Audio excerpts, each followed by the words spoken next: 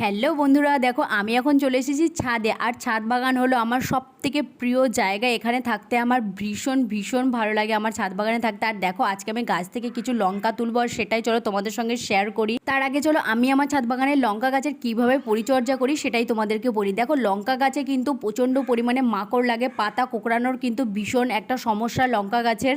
লঙ্কা গাছ লাগানোর 1 সপ্তাহ বা 10 দিন বাদে যখন নতুন পাতা ছাড়তে শুরু করবে তখন থেকেই কিন্তু কাকা বা সুপার সোনাটা গাছে স্প্রে করতে হবে। মাকড়ের জন্য কিন্তু কাকা বা সুপার সোনাটা দারুণ একটা ওষুধ। সুপার সোনাটা 1 লিটার জলে গুলে বিকেলবেলা গাছে স্প্রে করতে হবে, আর এটা প্রতি সপ্তাহে কিন্তু একবার করে করতেই হবে। তাহলেই কিন্তু লঙ্কা গাছের পাতা কোঁকড়ানো থেকে তোমরা মুক্তি পাবে। খাবার বলতে আমি একদম জৈব ঘরোয়া পদ্ধতিতে সমস্ত গাছের পরিচর্যা করি। সপ্তাহে একবার করে খোল পচা জল আর সবজির খোলা পচা জল কিন্তু আমি গাছে, প্রত্যেকটা গাছে কিন্তু আমি দিই। আর এভাবেই দেখো আমি আমার লঙ্কা গাছের যত্ন করি, তাতেই দেখো প্রচুর লঙ্কা আমি পেয়েছি। তো চলো ভিডিওটা কেমন লাগলো জানিও।